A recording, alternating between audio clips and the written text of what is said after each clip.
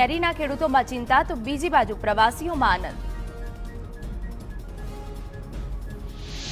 દાહોદ જિલ્લાના વાતાવરણમાં પલટો, લીંબડી, કારડ, દેપાડા, કચુંબર સહિત વિસ્તારમાં વરસાદ। હવામાન વિભાગની પણ આગાહી હતી, ધીમી ધારે કમોસમી વરસાદ પડ્યો। અમદાવાદ મ્યુનિસિપલ કોર્પોરેશનની પ્રી મોન્સૂન કામગીરી આ વર્ષે અગાઉથી 146 જગ્યાઓમાંથી 54 જગ્યા પર પાણી ના ભરાય તે માટે કામગીરી કરવામાં આવી। કોર્પોરેશનનો દાવો છે કે આ વખતે 146માંથી 100 જેટલી જગ્યાઓ પર પાણી ભરવાની ફરિયાદ નહીં આવે તે પ્રકારના કામ કોર્પોરેશન કરી રહ્યું છે। બનાસકાંઠામાં બાજરીના પાકમાં ઈયળના ઉપદ્રવથી ખેડૂતો હેરાન। દિયોદર અને લાખણી તાલુકાના અનેક ગામોમાં બાજરીના પાકમાં ઈયળ પડતા ડોડા કોરી ખાધા।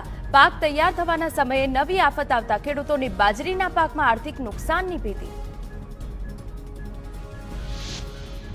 જૂનાગઢના માર્કેટયાર્ડમાં કેરીની મબલક આવક, કેરીના 12,000થી વધુ કેરીના બોક્સની આવક। કેરી પકવતા ખેડૂતોને માર્કેટયાર્ડમાં સારા ભાવ મળી રહ્યા છે। વરસાદની આગાહીના કારણે પણ કેરીના વેચાણ માટે ખેડૂતોનો ધસારો। કેરીની મબલક આવક વચ્ચે માટા સમાચાર, 10 કિલો કેરીના બોક્સના ભાવ 1500 બોલાયા। જો વરસાદ મોડો પડશે તો કેરીના ભાવ વધે તેવી શક્યતા। છેલ્લા 5 મહિનામાં 3થી વધુ માવઠાના કારણે કેરીના પાકને નુકસાન પહોંચ્યું હતું। મોરબીના મચ્છુ 2 ડેમના દરવાજા ખોલી નદીમાં પાણી છોડાયું। ડેમના 5 દરવાજા રિપેર કરવાના હોવાથી 2 દરવાજા 2 ફૂટ પર ખોલી 1400 ક્યુસેક પાણી છોડાયું। મોરબી અને માળિયા તાલુકાના 34 ગામોને એલર્ટ કરાયા।